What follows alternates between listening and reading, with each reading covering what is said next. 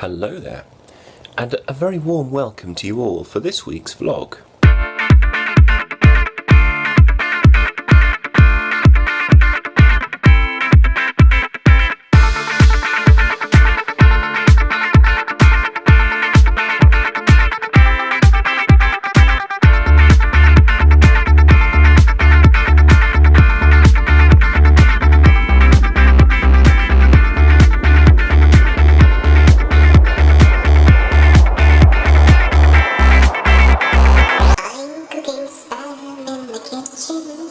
Oh yes, I'm cooking with spam. Good old spam. Now, I've had spam all my life. When I was at school, we used to have spam fritters and they were lovely, and I still like spam fritters now. But spam is the greatest of things. It has a bit of a reputation. People might think, oh, spam. But actually, you know what? The combination of pork and ham and a gentle coating of aspic jelly is rather nice. Actually, spam was really popular in this country during World War II, during the rationing, because basically fresh meat was quite hard to get hold of. So this wonderful new product from America, made as now by the Hormel Corporation, was quite something. In fact, there was a tin of spam, I believe it was every 2 weeks you were allowed, so you got your meat in a slightly different form. But anyway, I'm mixing our spam with pasta and a jar of Dolmio cheese sauce. So instead of when's your Dolmio day, when's your spam day? Today! Here's my thought for the day. How can you tell if your house or a place, wherever it might be, is haunted? Now, this is one of those things that is frankly rather difficult to put a precise black and white, concrete sort of answer on. But as someone who's fascinated by the paranormal spirit world, as I prefer to call it, and indeed anything unexplained, it behoves me to try, even if I may not be able to give an absolute black and white answer. Well, there is actually a scale of hauntedness. Now, it's not its proper name, and I'm not sure that it has a specifically scientific name, but it is effectively a descriptive scale, starting from, I believe, 1, where you have just the sense that you're being watched, but there's no one else around, which is one of the most common signs of a haunting, or of the presence of a spirit, right up to either 5 or 10, if it goes up to 10, whereby the activity is so intense and so dramatic that you've got objects being thrown, stuff is getting damaged, people are getting scratched and sort of hit and things. Fortunately, the incidence of people getting scratched and hit, although it has been recorded and reported many times, doesn't tend to happen all that often. In fact, most activity that you get in a haunted property or location tends to be not the kind that is intentionally malicious. Now, of course, there are many schools of thought on that. My particular one is that if a person in physical life chooses to be a decent person, basically, and doesn't want to hurt anyone, whatever, maybe they're a bit mischievous and so on, then, in the spirit world, then we were basically still the same person. But of course, if you chose to be, sort of malicious and the jackanapes and whatnot, or if you just didn't like people, then I suppose you might want to scare them, and that isn't particularly nice, especially when you happen to be the victim of a violent haunting, and there are such things. But as I say, they are quite rare. So, how would you know if a house was haunted? Because it's all very well having a scale. But I'll give you an example of how I suppose I personally would know, and then maybe you can compare your experiences if you have any. A while ago I did a paranormal research investigation at a place called Weimering Manor in Portsmouth, and it's a very old Tudor manor house, one of the oldest in Hampshire to be precise, and it's very well known for being haunted. It has something like 7 different ghosts, and certainly a lot of activity that's been reported. Now, bear in mind, I did know the house was haunted to start with, because otherwise you wouldn't have a paranormal investigation. But I do keep an open mind, even though I'm a believer. And I do, from experience of going to other places, I know that there's a difference in the atmosphere of certain places when you walk in. And that's really how I would say, if you didn't know the place was haunted by repute, how you might suspect it would be, because it's a little bit like walking into a very energetic, electric atmosphere. imagine if you could fill a room full of tangible static, and if walking into that static made you sort of feel a sort of weight developed in the atmosphere. Well, that's kind of what it feels like. And I suppose if I had to define anything as the feeling of hauntedness, that would probably be what it is. But I am by no means an expert in this field, and indeed I'm not sure that anyone could really say they were, being as so much of it is unknown. We're still discovering, and this is why I think it should be treated in lots of ways as much scientific as biology, chemistry, or physics, because essentially, see what wise words of wisdom Jolie has for us. Essentially, before we knew what electricity was, we probably thought that was a strange force as well. And so, in that sense, there's nothing quite that strange about life after death. Really, it's just a logical extension of biological life. But tell me what you think.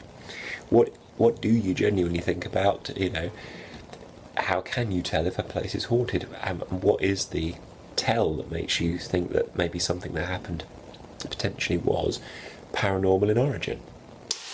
Have to tell you, we went to good old IKEA today and bought some furnishings for the upstairs room. Not a bad price, and to be fair, I have to say they do look really. Where's my finger? My magic finger. They do look quite nice.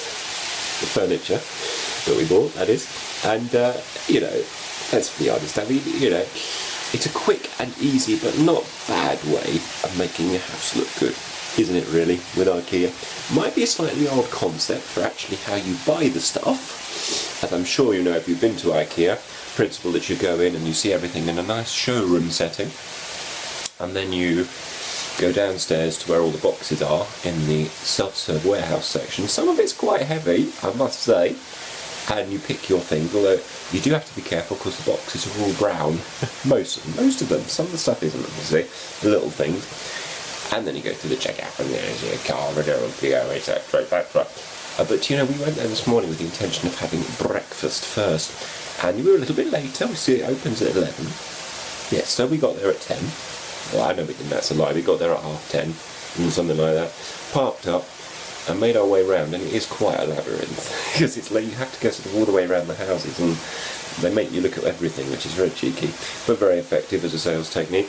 And by the time we got near the restaurant, they were all... Ladies and gentlemen, welcome to IKEA, Southampton. Breakfast now finished. We're now serving dinner. And we were like, oh.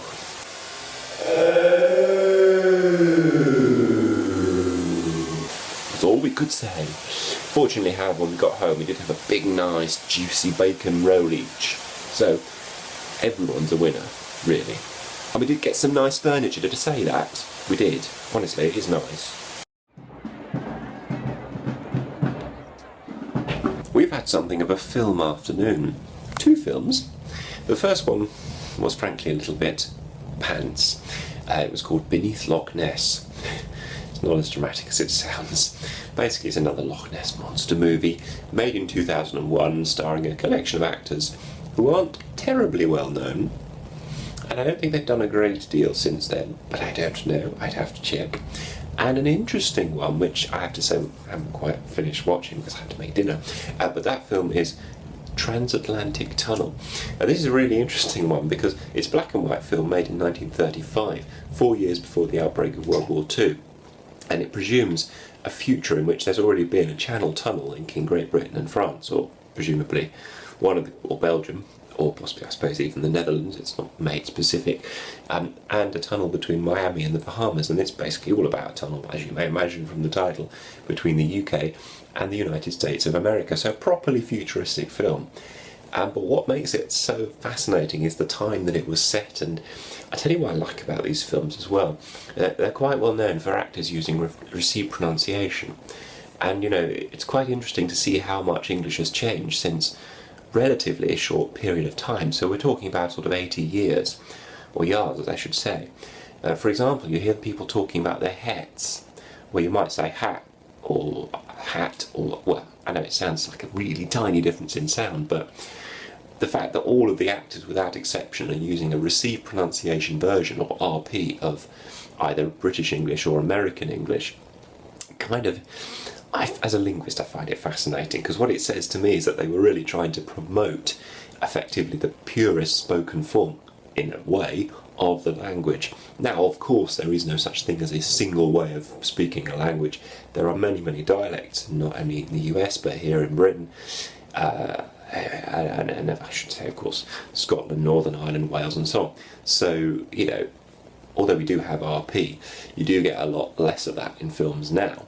But it's a fascinating historical snapshot, not only from a science fiction point of view, but also from a linguistic point of view. And you know, actually, you don't really have to go that far back to find examples of what I would call a sort of Queen's English appearing in science fiction.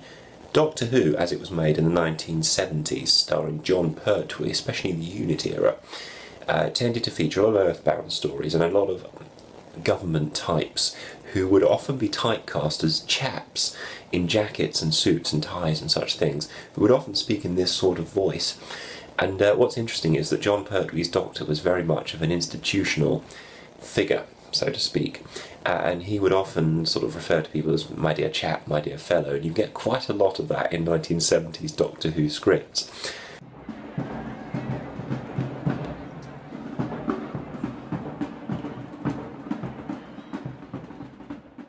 I really must be careful when I chop onions not to get too close. I'm crying! Oh dear. Oh, you think I'd learn, but never mind. And speaking of, you know, accents and dialects and things, it makes me think of my time at Oxford University. Now, Oxford is a melting pot of lots and lots of different people from all over the world, not just different regions of the UK. You know, for example, I had friends who were visiting students from America. I had a very good friend from Belgium. But what's fascinating is when you find yourself in a tutorial situation, you know, you've written an essay, basically go and you sit with your tutor for an hour once a week or twice a week, depending. And basically, you know, you talk to your tutor. There's a funny kind of thing that happens, and I kind of call it Oxfordization. Everybody sort of, and this is a bit of a sweeping statement in some regards, because not everyone does it, but, you know, you sort of subconsciously find yourself speaking in a very received manner, almost as though it's kind of imposed upon you by the expectation of where you are and what you're doing. You don't tend to use your own natural accent terribly often when actually speaking in, you know, sort of an Oxbridge situation. And that goes for quite a lot of things, actually. I've done, for example, talks in chapel, where I distinctly remember speaking in a fairly sort of pronounced manner.